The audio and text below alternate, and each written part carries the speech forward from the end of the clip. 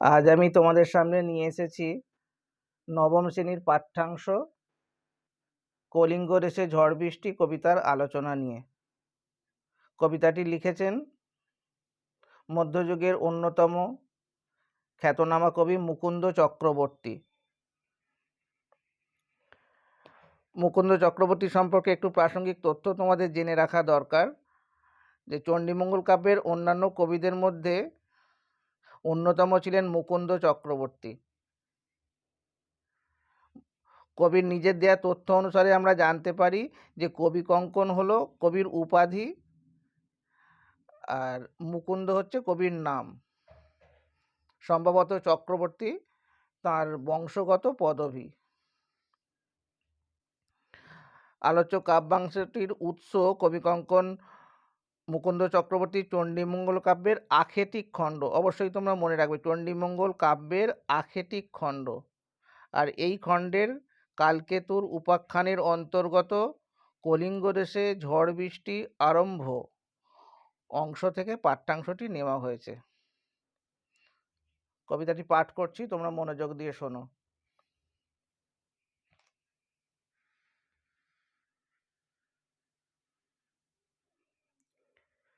মেঘে কইল অন্ধকার, মেঘে কইল অন্ধকার। দেখো কইল বানানটা কিভাবে লেখা আছে, কয়ইল। কইল শব্দের অর্থ হচ্ছে করিল, অর্থাৎ মেঘে অন্ধকার হয়ে গেল, অর্থাৎ মেঘে অন্ধকার করে দিল। এই কথাটা দুবার ব্যবহার করেছে। মেঘে আকাশে ঘন কালো মেঘ আচ্ছন্ন, তাই মেঘে কইল অন্ধকার কথাটা বারবার বলা হয়েছে, গুরুত্ব সহকারে বলা হয়েছে। এতটাই মেঘ আকাশে ঘনীভূত হয়েছে, দেখো পরের লাইনে তার বিবরণটা দেওয়া হয়েছে, দেখিতে না পায় কেহ অঙ্গ আপনার। অর্থাৎ কাছাকাছি থাকলেও কেউ কাউকে আমরা দেখতে পাচ্ছি না। দেখিতে না পায় কেহ অঙ্গ, কেউ কাউকে আমরা দেখতে পাচ্ছি না পাশাপাশি থাকা সত্ত্বেও। ঈশানে উড়িল মেঘ সঘনে চিকুর। ঈশান মানে উত্তর পূর্ব কোণকে আমরা ঈশান কোণ বলি। কোন দিক থেকে মেঘ উঠেছে না নিশ্চয়ই জানতে পারছো, এখানে ঈশানে উত্তর পূর্ব কোণকে আমরা ঈশান কোণ বলি। ঈশানে উড়িল মেঘ সঘনে চিকুর। সঘনে মানে ঘন ঘন চিকুর বা ঘন ঘন বিদ্যুৎ চমকাচ্ছে।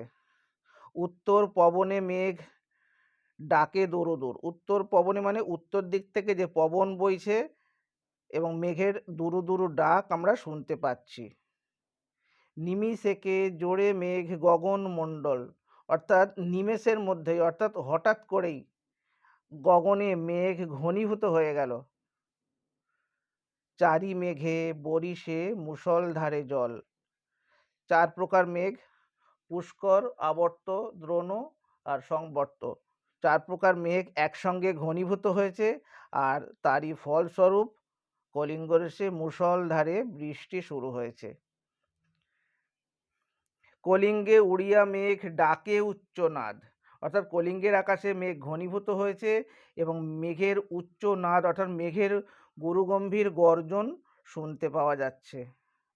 প্রলয় গনিয়া প্রজা ভাবয়ে বিষাদ, সেই দেখে কলিঙ্গ দেশের প্রজারা বিপদের আশঙ্কা করছে। কেউ বা ঘর ছেড়ে চলে যাচ্ছে, ইত্যাদি ইত্যাদি অনেক ঘটনাই ঘটছে।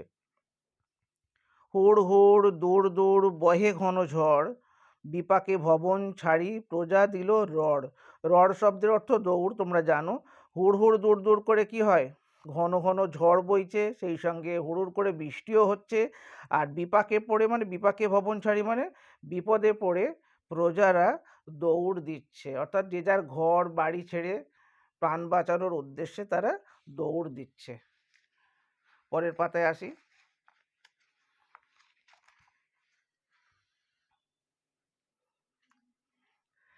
দেখো, ধুলে আচ্ছাদিত হইল যে ছিল হরিত। ধুলে মানে ধুলায় ধূসরিত হয়ে গেল, আচ্ছাদিত হলো মানে ঢেকে দিল। যে ছিল হরিত, হরিত মানে কি বলতো, হরিত মানে সবুজ, অর্থাৎ কোনো দিকে কিছুই সবুজ আর দেখা যাচ্ছে না, সব ধুলায় ধূসরিত হয়ে পড়লো, ধুলায় আচ্ছাদিত হয়ে পড়লো। এমনকি উলটিয়া পরে শস্য প্রজা চমকিত, মাঠে যা শস্য ছিল দাঁড়িয়ে সেগুলো সব উল্টে পড়লো, সব শুয়ে পড়লো, নেতিয়ে পড়লো। আর তা দেখে প্রজারা চমকে উঠল, কেননা তাদের ফসল নষ্ট হতে চলেছে। চারি মেঘে জল দেয় অষ্ট গজরাজ।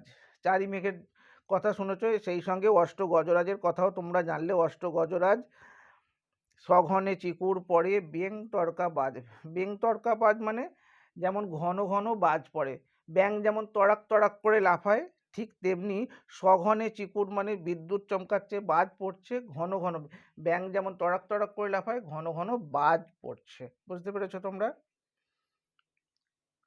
করিকর সমান বরিশে জলধারা, জলে মহি একাকার পথ হইল হার। করিকর মানে, করি মানে হাত, কর মানে করি, করি মানে হাতি, আর কর মানে হাত, অর্থাৎ হাতির সুরের মতো অনেকটা উঁচু পর্যন্ত জলে একাকার হয়ে গেছে।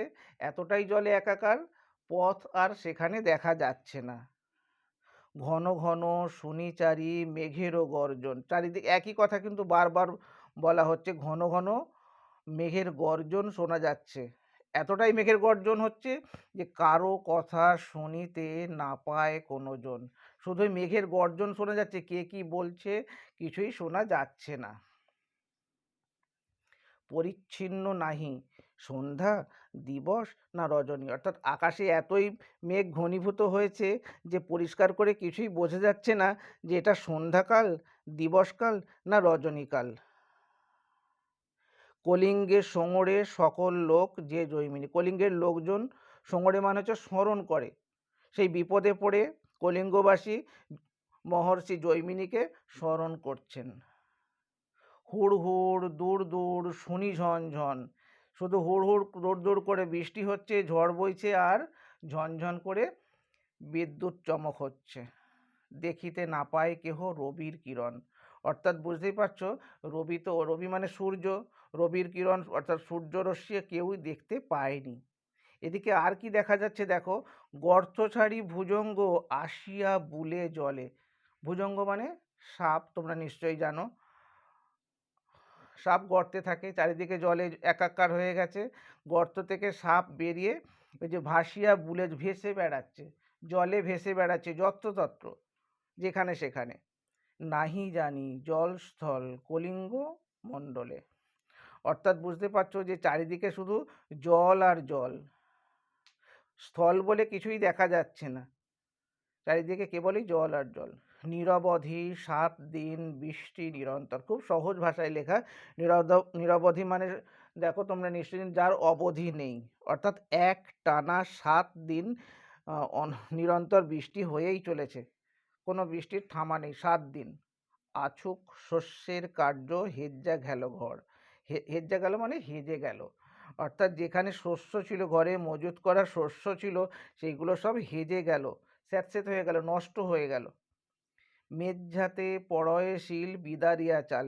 মেঝেতে, মেঝাতে মানে মেঝেতে, ঘরের মেঝেতে শিল পড়তে লাগলো, ঘরের চাল বিদীর্ণ করে শিল পড়তে লাগলো। কেমন শিল তারও বিবরণ আছে পরের লাইনে, দেখো। ভাদ্রপদ মাসে যেন পড়ে পাকা তাল। ভাদ্র মাসে তাল তোমরা দেখেছো, 3 তাল কতটা বড় হয়, সেটা যদি ঘরের কারো পড়ে তাহলে কি সর্বনাশ হয় বুঝতেই পারছো। তালের মতো বড় বড় শিল ঘরের মেঝেতে পড়তে লাগলো।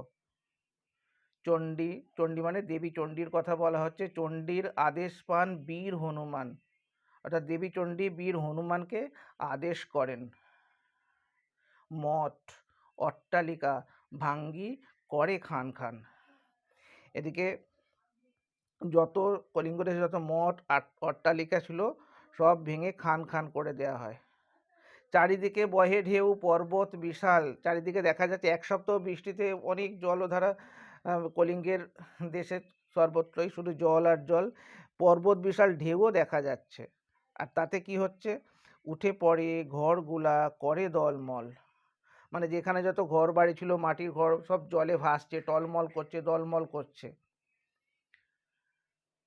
চণ্ডীর আদেশে ধায় নদ নদীগণ, দেবী চণ্ডী নদ নদীকে আদেশ করেছেন, নদ নদীগণ ধেয়ে চলেছেন দক্ষিণ দিকে, সেখান থেকে জল দক্ষিণ দিকে ধাবিত হচ্ছে। অম্বিকা মঙ্গল গান শ্রী কবি কঙ্কন, এখানে কবি তার নিজের ভণিতায় বলছেন যে অম্বিকা মঙ্গল গান শ্রী কবি কঙ্কন গাইলেন। তোমরা কে কোথা থেকে দেখছো এই ভিডিওটা, স্কুলের নাম অবশ্যই উল্লেখ করবে, আর ভিডিওটা ভালো লাগলে বন্ধুদের মাঝে শেয়ার করবে। আজ এই পর্যন্তই। ধন্যবাদ।